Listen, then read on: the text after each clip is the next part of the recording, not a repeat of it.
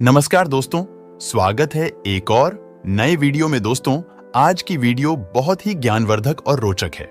आज की वीडियो में हम आपको बताने जा रहे हैं ऐसी 3 बातें जो कभी भी किसी स्त्री या अपनी पत्नी को नहीं बतानी चाहिए। जो पुरुष इन 3 बातों को अपनी पत्नी को बता देते हैं वो हमेशा गरीब ही रहते हैं और दुखी ही रहते हैं। तो आखिर वो कौन सी 3 बातें हैं जो पुरुषों को कभी भी अपनी पत्नी से नहीं बतानी चाहिए? आज हम उसे एक छोटी सी कहानी के माध्यम से जानेंगे। तो दोस्तों, इस वीडियो को पूरा जरूर देखिएगा और हमारे चैनल को सब्सक्राइब जरूर कर दीजिएगा। तो दोस्तों, चलिए शुरू करते हैं हमारी आज की यह कहानी।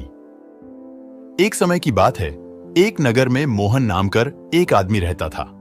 वह सहज स्वभाव से बहुत ही अधिक अच्छा कर सीधा साधा व्यक्ति था। उसने अपने जीवन में कभी कोई पाप नहीं किया था। मोहन शादीशुदा था। उसकी पत्नी थोड़ी भुलक्कड़ स्वभाव की थी तथा उसके बच्चे भी थे। मोहन अपने घर में काम धंधा करने वाला एकमात्र व्यक्ति था। वह अपनी पत्नी से कुछ भी नहीं छिपाता था। अपनी सारी बातें उसे जरूर बताया करता था। मोहन जिस नगर में रहता था उस नगर में सबसे गरीब व्यक्ति मोहन ही था। कई लोग उसके गरीबी का मजाक भी उड़ाते थे। मोहन अपने गांव के बड़े लोगों के घर काम किया करता था। वह उनकी पशुओं की देखभाल किया करता था, गाय भैंस कराया करता था। मोहन का घर कई बार इसी काम से चलता था। लेकिन एक दिन की बात है, जिस मालिक के यहां मोहन काम करता था वह से मोहन को बुलाता है और उसे कहता है कि अब तुम्हें कल से काम पर आने की कोई जरूरत नहीं है, क्योंकि मैंने तुम्हारी जगह किसी और को काम पर रख लिया है और उसी वजह से तुम अब काम पर यह मत आना। कल से सेठ रूप से कहता है कि तुम अपने पिछले महीने की तनख्वाह ले लो और चले जाओ। मोहन महीने की तनख्वाह लेकर अपने घर वापस लौट आता है। वह हम दुखी मन लेकर आ जाता है और अपनी तनख्वाह अपनी पत्नी को दे देता है। मोहन की पत्नी तनख्वाह लेकर बहुत खुश हो जाती है, परंतु जब मोहन उसे बताता है कि मेरी अब नौकरी छूट चुकी है और अब मैं कल से काम पर नहीं जाऊंगा, यह सुनकर पत्नी भी दुखी हो जाती है और उस दिन के बाद से मोहन अब अपने घर पर ही रहता था। इस तरह से कई दिन बीत गए और मोहन ने नौकरी ढूंढने की बहुत कोशिश की, लेकिन उसे काम नहीं मिला और उसे जो आखिरी तनख्वाह मिला था वो भी धीरे धीरे खत्म हो रहे थे। अब उसकी आर्थिक स्थिति और भी खराब होने लगी थी। मोहन दिन भर यही सोचता कि अब हमारे घर का खर्चा कैसे चलेगा। घर में तो सिर्फ मैं ही कमाने वाला व्यक्ति हूं और इसीलिए मोहन कुछ ना कुछ करने की कोशिश करने लगता, क्योंकि उसे लगता कि अगर वो ऐसे ही बैठा रहा तो वे लोग भूखे मरने लगेंगे। लेकिन लाख कोशिशों के बाद भी उसे काम नहीं मिला और एक समय ऐसा आ गया जब उसके घर में अन्न का एक दाना भी नहीं बचा। यह सब देखकर मोहन बहुत दुखी हो जाता है और मन ही मन खुद को कोसने लगता है। और ऐसे ही एक दिन मोहन का पूरा परिवार भूखा ही सो जाता है और जब दूसरा दिन होता है तो मोहन जंगल में लकड़ियों को काटने के लिए जाता है।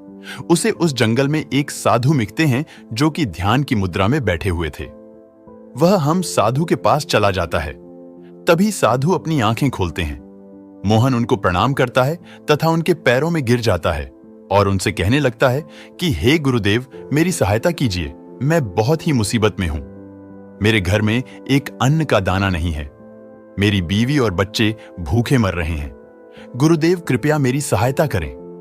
गुरुदेव मोहन को देखते हैं, कहते हैं कि तुम बहुत ही सीधे साधे इंसान हो, मगर तुमने जीवन में और कभी कोई पाप भी नहीं किया है।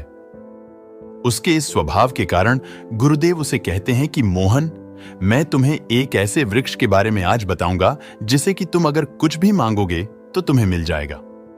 उस वृक्ष के नजदीक जाकर उस वृक्ष से जो भी मांगोगे वह वृक्ष तुम्हें सब कुछ देगा, और अगर तुम उस बीज की एक छोटी सी भी भाग या डंडी को टुकड़ा तोड़ लेते हो तो वह सोने में परिवर्तित हो जाएगी। इस तरह तुम अपने जीवन को दुख से निकाल पाओगे और अपने गरीबी को भी दूर कर हो सकते हो। लेकिन दोस्तों और साधु मोहन को यह भी चेतावनी देते हैं कि मोहन, यह बात तुम्हें कभी किसी से नहीं बतानी है। कभी भी ध्यान में रखना कि अगर तुमने यह बात किसी को बताए तो फिर क्या वृक्ष में कुछ नहीं देगा? ना, वो गुरुजी की बात को मान जाता है, वह किसी से कुछ नहीं बताता है। और इस तरह मोहन वृक्ष के पास पहुंच जाता है और उस वृक्ष के पास जाते हैं। उसे अपनी बीवी बच्चों का ख्याल आता है कि वो अब तक भूखे होंगे इसीलिए वह उस वृक्ष से सबसे पहले एक बोरी चावल मांगता है। जैसे ही मोहन एक बोरी चावल मांगता है, वैसे ही वह वृक्ष उसे चावल दे देता है। मोहन और चावल लेकर जल्दी से अपने घर पहुंच जाता है। वो बहुत खुश था क्योंकि आज उसे भर के परिवार के संग खाना खाया। यह देखकर मोहन के दिल बहुत खुश हो गया था। मोहन उस दिन अपनी पत्नी से कुछ नहीं बताता है। अब अगले दिन मोहन फिर से उस वृक्ष के पास पहुंच जाता है। इस बार मोहन उस वृक्ष से 10 सोने की मुद्राएं मांगता है और जैसे ही वह उस वृक्ष से मांगता है तो वृक्ष तुरंत ही उसे स्वर्ण मुद्राएं दे देती है। मोहन सोने के सिक्के लेकर बहुत खुश हो जाता है और वह सोने के सिक्के लेकर अपने घर वापस आ जाता है। घर आकर मोहन अपनी पत्नी को वह सोने के सिक्के देता है। उसकी पत्नी सोने के सिक्के देखकर बहुत सो जाती है और वो मोहन से पूछती है कि तुम्हारे पास सोने के सिक्के कहां से आए हैं। पत्नी उसे बार बार पूछ लगती है तो मोहन उसे सच बता देता है। मोहन ये जानता था कि उसकी पत्नी भूलाकर है, उसे यह बात याद ही नहीं रहेगी। और मोहन यह भी जानता था कि उसकी पत्नी अपने घर की बातें पड़ोसियों को भी बता देती है, परंतु फिर भी मोहन ने उसे सारी सच्चाई बता दी। उसके बाद ऐसे ही कई दिन बीत गए। अब मोहन रोज जंगल से सोने की कुछ सिक्के मांग कर लाता और फिर एक दिन मोहन ने उस वृक्ष से हजारों सोने के सिक्के मांग लिए और जैसे ही मोहन उस सोने के उस वृक्ष से सोने के सिक्के मांगता है, वैसे ही तुरंत एक बोरी सोने के सिक्के उसे मिल जाते हैं। मोहन सोने के सिक्के से भरी बोरी लेकर घर आता है और उस तरह से मौन साधु से मिला वरदान को देखते ही देखते बहुत धनवान देती बन जाता है। मोहन के पास बहुत ज्यादा धन हो गया था। मोहन अब जिस धनवान सेठ के यहां काम करता था, वह उससे भी कई ज्यादा धनवान व्यक्ति बन चुका था। दोस्तों, यह सब देखकर उसके गांव के सभी लोग दंग रह गए। आखिर इसके जैसे इंसान के पास इतना सारा धन कहां से आ गया?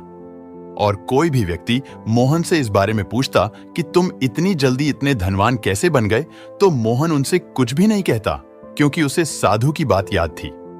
सभी लोग समझ चुके थे कि सच्चाई मोहन नहीं बताएगा, तो उन्होंने इसका पता लगाने के लिए उसकी पत्नी से पूछा। और दोस्तों, मोहन की पत्नी बात जानती थी। उसके पेट में कोई बात नहीं पचती थी, तो मोहन की पत्नी ने सभी को यह बता दिया कि उसका पति इतना धन कहां से लाता है और इस तरह से यह वक्त सबको पता चल जाती है। अब ऐसे ही कई दिन बीत जाते हैं। फिर एक दिन मोहन उस वृक्ष के पास फिर से पहुंचता है और उससे धन मांगता है, परंतु इस बार उस वृक्ष से कुछ नहीं मिल रहा था। मोहन ने 1-2 बार कोशिश की, पर उसे जब कुछ नहीं मिला, वह अपने घर लौट आया। घर आकर वह इस बात पर ज्यादा सोच विचार नहीं करता है, वह जाकर सो जाता है। लेकिन मोहन फिर अगली सुबह फिर से उसी वृक्ष के पास पहुंच जाता है और फिर उसे धन मांगता है और वो कई घंटों तक ऐसा करता ही रह जाता है, पर इस बार भी उसे कुछ नहीं मिलता है। अब मोहन सोच में पड़ जाता है कि आखिर ऐसा क्यों हो रहा है? मैं तो जब भी इस वृक्ष से जो भी मांगता आया है मुझे मिल ही जाता है, पर अभी ऐसा क्यों हो रहा है? यह सोचते हुए वह निराश मन लेकर अपने घर लौट आता है। मोहन घर आकर अपनी पत्नी से सब कुछ बताता है कि अब मुझे वो वृक्ष कुछ भी मांगने पर नहीं देता है। तो अपनी पत्नी से पूछता है कि कहे तुमने ये बात किसी को बताया तो नहीं है ना? क्योंकि मोहन की पत्नी बुलंद कर स्वभाव की थी और उसके पेट में कोई बात भी नहीं पचती थी। तो मोहन की पत्नी उससे कहती है कि हाँ, मैंने ही सभी गांव वालों के बार बार पूछने पर उन्हें सब कुछ बता दिया था। अपनी पत्नी की मुंह से यह बात सुनकर मोहन समझ जाता है कि यह काम उसकी पत्नी ही कर सकती है। मोहन अपनी पत्नी को बहुत डांटता है, उस पर क्रोधित होता है, परंतु अब वो कर भी क्या सकता था। अब ऐसे ही कई दिन बीत गए और अब मोहन के पास जो धन था वह धीरे धीरे कम होने लगा और देखते ही देखते मोहन और फिर से गरीब होने लगता है और फिर से वह अपने पहले वाली स्थिति में आने लगता है और अब फिर से उसके घर में अन्न का दाना नहीं बचा और अब फिर से वह अपनी पत्नी और बच्चों के साथ भूखा सोता है। और उस दिन वह अपनी पत्नी को काफी कोसता है और अपनी पत्नी से कहता है कि आज हम यह दिन सिर्फ और सिर्फ तुम्हारे वजह से देख रहे हैं। अगर मैंने तुम्हें यह बात नहीं बताई होती तो हम लोग आज इस स्थिति में नहीं होते, सब तुम्हारी वजह से हुआ है। लेकिन वो कहते हैं ना, अब पछतावा का होत जब चिड़ियां चुग गई खेत। मोहन समझ चुका था कि ऐसा क्यों हुआ था, इसलिए मोहन फिर से उसी साधु से मिलने के लिए जंगल में वापस जाता है परंतु पूरे जंगल में बहुत ढूंढने के बाद भी वह ज्ञानी साधु उसे नहीं मिले। वह कई घंटों तक उन्हें ढूंढता ही रहा और फिर अचानक उसे एक जगह उसी वन में वह साधु दिख जाते हैं। वह दौड़ उनके पास जाता है और उनके चरणों में गिरकर रोने लगता है और उनसे कहने लगता है कि हे गुरुदेव, मुझसे जो कोई भूल हो गई हो, कहीं आप मुझसे रूठ तो नहीं गए हैं ना गुरुदेव? आप ही मेरे भगवान हैं, आप मेरे अन्नदाता हैं, मेरे सब कुछ है। मुझसे जो भी भूल हुई है मैं उसके लिए आपसे क्षमा मांगता हूं। कृपया मुझे माफ कर दीजिए। मेरी भूल की सजा मुझे मिल चुकी है प्रभु। मेरी संतान, मेरी बीवी अब फिर से भूखे सो रहे हैं। हे गुरुदेव, मुझे माफ कर दीजिए। गुरु ने उसकी इस भूल के लिए उसे क्षमा कर देते हैं। गुरुदेव कहते हैं कि देखो पुत्र, आज मैं तुम्हें ऐसे 3 बहुत महत्वपूर्ण बातें बताने जा रहा हूं जिसे तुम्हें अपने जीवन में कभी नहीं भूलना चाहिए, जो तुम्हें भूल से भी कभी अपने जीवन में कभी अपनी पत्नी को नहीं बतानी चाहिए। जो भी पुरुष इन 3 बातों को अपनी पत्नी से बताता है तो हमेशा दुखी ही रहता है और हमेशा गरीब ही रहता है। गुरुदेव मोहन से कहते हैं कि देखो, अगर तुम इन 3 बातों का पालन अपने जीवन में आज से ही करोगे तो तुम फिर से धनी व्यक्ति बन जाओगे और हमेशा सुखी रहोगे।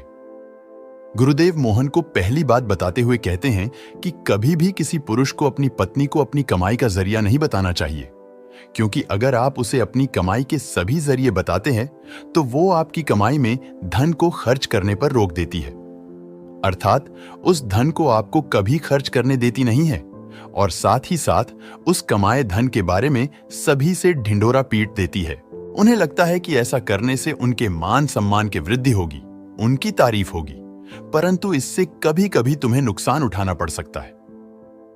दोस्तों, जिस तरह से मोहन की पत्नी ने अपने पति के धन कमाने का जरिया सबको बता दिया था, परंतु मोहन को यह बात अपनी पत्नी से नहीं बतानी चाहिए थी। अगर वो नहीं बताता तो आज उसके साथ ऐसा नहीं हुआ होता। गुरुदेव आगे कहते हैं कि दूसरी बात यह है कि किसी भी पुरुष को अपनी पत्नी को कभी अपनी कमजोरी नहीं बतानी चाहिए, क्योंकि कमजोरी बताने के बाद पति खुद ही फंस जाता है। मैं इनकी बताई हुई कमजोरी को आपको बार बार याद दिलाती रहेंगी, इससे आपको दबाने लगेंगी, और अगर आप अपनी कमजोरी को अपनी पत्नी को बता देते हैं तो बाद में आपको सिर्फ पछतावा ही होगा। इसलिए अपनी पत्नी से अपनी कमजोरी कभी ना बताएं।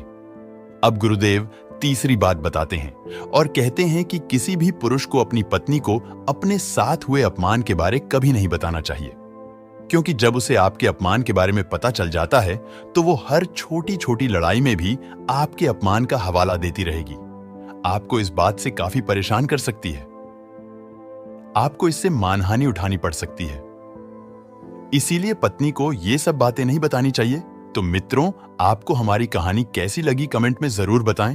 साथ ही चैनल को सब्सक्राइब कर दें।